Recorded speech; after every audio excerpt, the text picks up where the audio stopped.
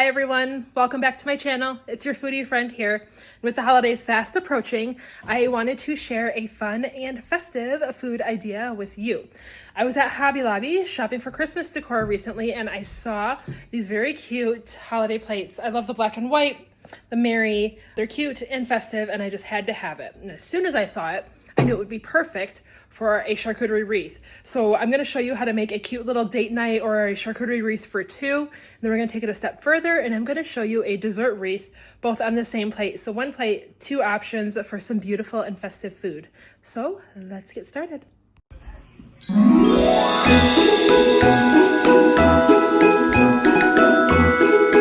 We are going to start with a savory wreath. The fun thing about charcuterie wreaths is you can arrange essentially any of your charcuterie ingredients that you would put on a board in a circular shape to make a very festive style. Every charcuterie board should incorporate something pickled or a little bit sour. For this wreath, I chose these cornichons. Fun fact, cornichon is a type of cucumber, so it's not actually a pickle, it's a little bit different. It's a smaller cucumber that is pickled with particular seasonings. After your something pickled, we're going to add some cheeses. I like these triangle-shaped cheeses. In this fan shape, this is a mango fire cheddar. The color feels very festive to me and the flavor is excellent. We're finishing with another triangle shape. This is a manchego. If you just kind of stack them on top of each other in this curved shape, you'll get that nice rounded edge. Next, I'm going to add an aged cheddar there on the side. These are just rectangular slices. If you're curious how to slice a block of cheese, see one of my previous videos where I show you a few techniques there. Next, we're coming with a salami. Now with salami, you can choose a variety of flavors. This is a dry salami. I'm just folding into this little fanned shape. We're creating a little bit of a salami river. If you tuck it in between the two cheeses, that'll help it stand up. I also like to include cheeses next to the meats for easy bite grabbing. A delicious charcuterie bite is going to include meat and cheese. When you put them next to each other, it just makes it easier for you and your guests to enjoy.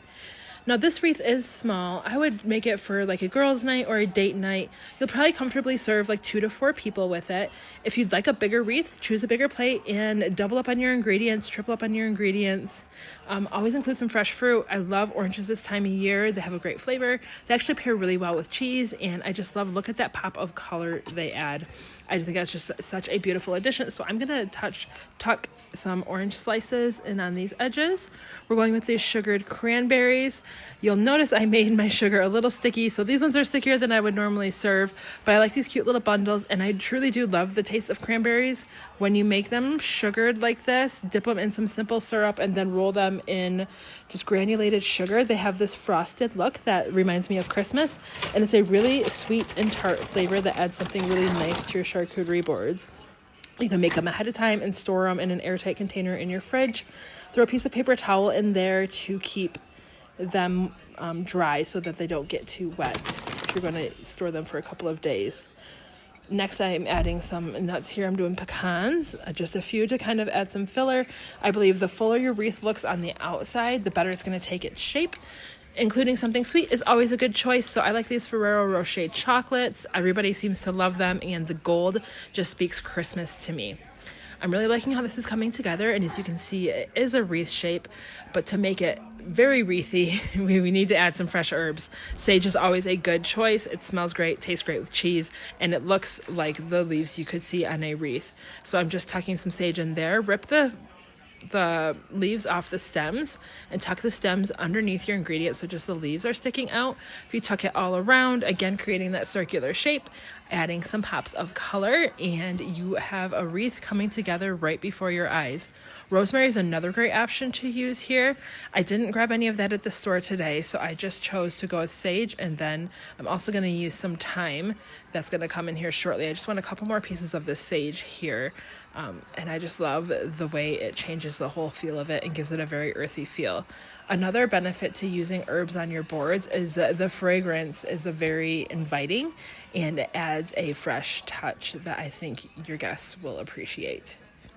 Here I'm coming in with some thyme leaves. I just like to break smaller pieces off of the stems, depending on how you get it. Sometimes the stems are very long and sometimes they're shorter, so you can just break off the bottom of the stem to get the thyme at the length you'd like it. I like a little bit of shorter length for this small wreath. I'm just tucking it in and kind of creating that circular shape. Again, if you tuck the bottom of the stem under your ingredients, it's going to help secure it in place. You can peel some smaller ones off and just get creative with it and envision what you would like a wreath to look like. I think any greens you add are a definite benefit, and I like to see some shape taken on the inside here. As always, I do serve my crackers on the side, so I'm going to have a little plate of crackers served with this. You could also put out a dish of honey or some jam for people to create a bunch of different flavors and their different bites. Use whatever herbs you have, and there you have it. You have a complete wreath. Next, I'm going to show you a super easy 2-ingredient dessert wreath. So we're starting again with this Mary plate, which I just love, and I'm doing cream puffs. Cream puffs are a dessert that I can buy from the freezer section. They unthaw quickly, 30 minutes on the counter, and they're good to go. And guests seem to love them. From kids to grandparents, everybody likes to just grab one, pop in their mouth. They're easy to eat. You arrange them in this circular pattern here, and there's really no science to it. Just kind of add them. You can see they sit really nicely. We're going to just do one layer. You want your bottom layer to be as stable as possible, and then you add an additional layer on the outside. There's a few ways you could dress these up. I am keeping it festive and simple today, so I'm going back with some of the sugared cranberries I used. But another great option would be some powdered sugar. Chocolate syrup is great with these. I've also drizzled them with a sweet balsamic vinaigrette. That seems to be a really good choice. I really like the flavor that adds. But for the purposes of today, let's stick with our cream puffs and our cranberries. Just brushing, some of the crumbs fell in the middle of the plate, so I just brushed them off with my fingers, and that seemed to work out just fine. You're not looking for perfection here. You're looking for a circular shape. I think the different textures, the better. This isn't exactly a perfect circle, and that's not what we're going for. We're going for a circular shape that looks very organic. And so you can stack as many cream puffs as you think you need for your guests. I think the more the better. I would recommend serving 3 to 4 cream puffs per person you're expecting. And then again, we're going in with these cranberry clusters. You just pile them on top, and these really remind me of the holly berries you get on a wreath that brings you so much joy in the Christmas time. So I think that simple sugared cranberry with cream puff is a perfect dessert wreath. I hope you enjoyed this that video your and you're guests feeling will inspired love. to make your own And bonus charcuterie if you or serve it dessert on a wreath. cute plate like If you this did one enjoy that I this found video, at Hobby Lobby. please subscribe and follow along. I promise to continue sharing these fun, beautiful food tips.